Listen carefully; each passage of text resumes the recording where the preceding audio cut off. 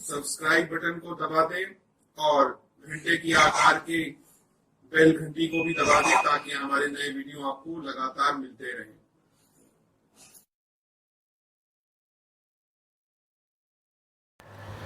नमस्कार दोस्तों, धर्म रहस्य चैनल पर आपका एक बार फिर से स्वागत है। आज बात करेंगे दो अनुभवों की। एक अनुभव है कुत्तों से संबंधित है और उनकी रक्षा सुरक्षा से संबंधित पीयूष जी के कुछ उनके विचार हैं, भावनाएं हैं जो एक विशेष प्रकार के प्रजाति जिसे हम कुत्ता कहते हैं उनसे संबंधित हैं और उनकी कोशिश की गई, किस प्रकार से उन्होंने काफ़ी कोशिश की लेकिन उसका उनको प्रतिफल पूरा नहीं मिला। इसी प्रकार एक अनुभव है जो भैरव भैरवी की स्वरूप के दर्शन संबंधित बात को वो सोचते हैं कि शायद उनको ऐसा दर्शन हुआ है कि नहीं हुआ है। तो दोनों ही अनुभवों को आज हम लोग लेंगे। सबसे पहले हम पीयूष जी जो है मुजफ्फरपुर से, उनके बारे में अध्ययन करते हैं और जानने की कोशिश करते हैं कि आखिर उनका कुत्तों के और कुत्तों के बच्चों से संबंधित क्या अनुभव रहा है और वो इस संबंध में क्यों परेशान हैं, और उनके प्रश्नों को हल करने की कोशिश भी करेंगे। तो चलिए शुरू करते हैं। प्रणाम गुरुदेव, मैं पीयूष मुजफ्फरपुर से हूँ। 2.5 साल से एक समस्या से परेशान हूँ और आपके मार्गदर्शन की अभिलाषा है। ये बात 26 नवंबर 2016 की है। मैं रोज़ की तरह जब सुबह उठा तो देखा कि मेरे घर के सामने वाले घर के बाहर जो तार से घेरा बनाया हुआ था उसमें एक कुतिया फंस गई है और चिल्ला रही है। मैं उसे निकालने के लिए पास गया तो देखा वो तार में नहीं फंसी है, बस उठ नहीं पा रही है। बाद में पता चला किसी ने उसको मारा है जिस कारण उसकी कमर टूट गई है। उसे रोटी खिलाने की कोशिश तो की लेकिन वो बहुत ज़्यादा पीड़ा में थी और इसी वजह से वो नहीं खा रही थी। लेकिन वो बार बार उस बिल्डिंग की सीढ़ी चढ़ने का प्रयास कर रही थी। थोड़ी देर बाद वो मेरे घर के पास तड़प तड़प करके मर गई। उसके मरने के बाद आसपास के लोगों ने बताया कि उस कुतिया ने छत पर ही 8 बच्चों को जन्म दिया है। उन पिल्लों की आंखें खुल गई थी लेकिन अभी भी माँ का दूध पीते थे। मुझे उन पर दया आ गई और मैं उसी समय मार्केट से फीडिंग बोतल को लेके आया और उस दूध गर्म करके उसे उन सबको पिलाता रहा। उन्हें छत पे ही दरवाज़ा बंद करके रखता था ताकि दूसरे कुत्ते उन्हें मार न दें। सोचा कि बड़े हो जाएंगे तो चले जाएंगे। ऐसे ही समय बीतता गया। फिर थोड़ा बड़ा होने पर गीला भात जो है वो भी देने लगा। फिर अचानक उन पिल्लों को कई रोग लग गए और 5 पिल्ले उसी में ख़त्म हो गए। मुझे बहुत दुख हुआ लेकिन ये सोचकर कि जीवन मृत्यु चलता रहता है, अपने आप को फिर मैंने संभाला। फिर कुछ दिन बीते और वो 3 बच्चे जिसमें से एक कुत्ता और 2 कुतिया थे बड़े हो गए। उनको मैं खुले में रखता था लेकिन रात को ठंड न लगे इसलिए एक पुराना कंबल उनके लिए लगा देता था सीढ़ी में। वो कुत्ता कुतिया मेरे घर के पास में खेल करते थे और खाना के टाइम खाने आ जाते थे। मुझे लगा ऐसे ही कुछ दिन बाद चले जाएंगे। वो अपरिचित लोगों को भौंकते थे और लोग हमारे पास कंप्लेंट करने आते थे और बांध कर रखने के लिए बोलते थे। मैं उन्हें पालतू नहीं बनाना चाहता था ताकि वो अपने समाज में जा सकें, लेकिन ऐसा हुआ नहीं। फिर एक दिन एक और घटना घट गई। जैसे बच्चे लुका छिपी खेलते हैं वैसे ही वो खेलते थे और कार के नीचे छुप जाते थे। मैं यहाँ पर एक बात बता दूँ कि मेरे पापा NTPC में इंजीनियर हैं, इसलिए मैं NTPC की कॉलोनी में रहता हूँ और वहाँ गाड़ी ज़्यादा नहीं चलती है और गाड़ी वाले ध्यान रखते थे कि कुत्ते गाड़ी के नीचे किसी तरह से ना आ जाएं। एक दिन वो खेल रहे थे और खेल खेल में एक पिल्ली कार के नीचे छुप गई थी। जिसका कार थी उसने उसको देखा था, तब भी गाड़ी चला दी और उसको सर में बहुत ज़ोर से चोट लग गई। उसकी सांस चल नहीं रही थी लेकिन पलक झपका पा रही थी। शाम को चोट लगी थी और फिर उसी रात को उसकी मृत्यु हो गई। उसके मरने के बाद पड़ोसी प्रेशर बनाने लगे कि कुतिया को कहीं छोड़ देने के लिए, क्योंकि उसने बच्चे दे दिए थे। मैं और मेरे परिवार ने इसको रोकने का बहुत प्रयास किया लेकिन फिर हमें ऑफिस की प्रेशर में आकर कुतिया को छोड़ना पड़ा। छोड़ने का कारण यह था कि कुतिया को कुत्ते के दूसरे झुंड अपना लेंगे लेकिन कुत्ते को नहीं अपनाएंगे। वो कॉलोनी की गेट तक भी नहीं गई थी लेकिन उसको कॉलोनी से बहुत दूर बाजार वाली जगह पर छोड़ दिया ताकि उसको खाना मिलता रहे। लेकिन 3 दिन बाद वो मेरे घर के पास आकर के बैठ गई। हमारे साथ रहने के लिए वो हमारे बच्चों को छोड़कर आ गई थी। फिर 1 साल बाद उसने फिर बच्चा दे दिया तो उसको लगभग 15 किलोमीटर दूर छोड़कर हमें आए। इस बार वो नहीं आई, लेकिन एक कुत्ता बच गया। वो बाकी सब आवारा कुत्तों पर भौंकता रहता था। कुछ 1-2 कुत्तों से ही उसकी दोस्ती है। एक आवारा कुत्ते को झुंड उसको बार बार मारने आता है, कई बार जख्मी भी कर दिया था। उसको फिर उसकी ट्रीटमेंट करनी पड़ी। इसे दूर नहीं छोड़ सकता था क्योंकि दूसरे कुत्ते इसे मार देंगे। बड़ा दुविधा में पड़ गया हूँ। अगर पूरे परिवार को कहीं इमरजेंसी में ले जाना पड़ा तो इसका क्या होगा? गुरुदेव मार्गदर्शन करें, बताएं मैंने क्या गलती की है? क्या मुझे पिल्लों को मरने से बचाना चाहिए था? क्या आगे करना चाहिए? माफ़ कीजिए गुरुदेव, विवरण थोड़ा बड़ा हो गया है। तो देखिए, आपका ये प्रेम है जो जानवरों के प्रति है और ये बहुत अच्छी बात है, ये होना चाहिए।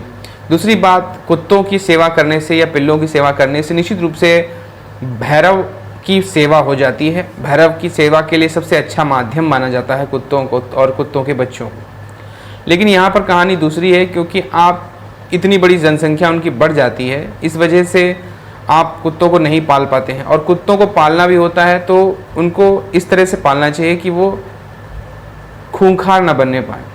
लेकिन यहाँ पर कहानी दूसरी हो गई, क्योंकि अत्यधिक बच्चे होने की वजह से आपने कोशिश की उनको बचाने की, लेकिन वो बचा नहीं पाए। ये देखिए, उनका भाग्य है, उनका प्रारब्ध है, आप उसमें कुछ भी नहीं कर सकते थे।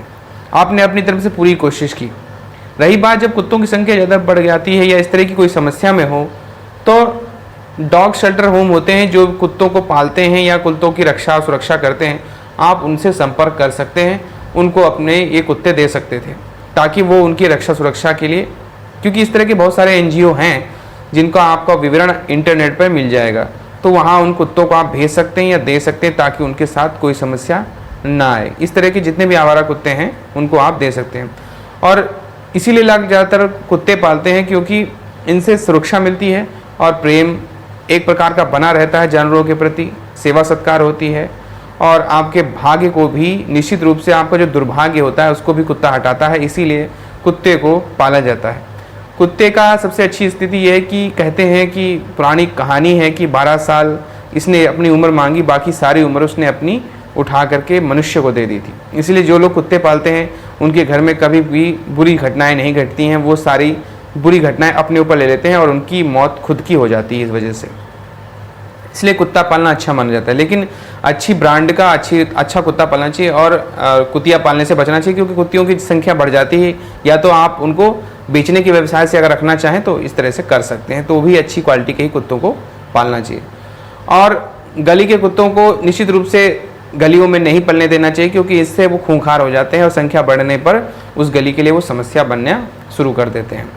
अलग से उनके लिए एक विशेष रूप से जगह बनानी चाहिए, या यूँ कहिए कि शेल्टर होम वगैरह जो होते हैं कुत्तों को, उनको वहाँ पर छोड़ आना चाहिए, वहाँ कर देना चाहिए ताकि आपको समस्या ना आए। आप इस बात से बिल्कुल भी परेशान मत होइए कि आपने जो भी प्रयास किया, जितना भी प्रयास किया, सब उत्तम है और कोई परेशानी नहीं है। आपने अपने कर्म को किया।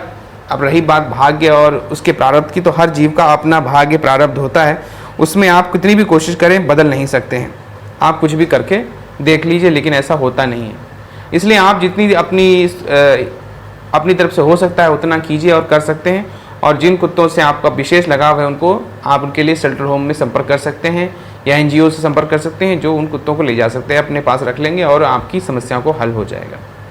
बाकी कुत्ता अगर पालना है तो अच्छी ब्रांड का कुत्ता पालना चाहिए, ताकि आपके साथ वो अच्छा व्यवहार भी करे और दूसरे लोगों के साथ, क्योंकि इस तरह के कुत्ते जो होते हैं सही होते हैं और इनको ट्रेंड किया जाता है और ट्रेंड कुत्तों को काफ़ी अच्छा सिखाया जाता है और वो बहुत कुछ समाज के लिए बढ़िया कर सकते हैं। जैसे कि सेना में चल जाना होता है, भाई सी चीज़ों को पता लगाना होता है, भाई गोपनीय कार्य करते हैं, बहुत सारी चीज़ों को फ़ायदेमंद होता है।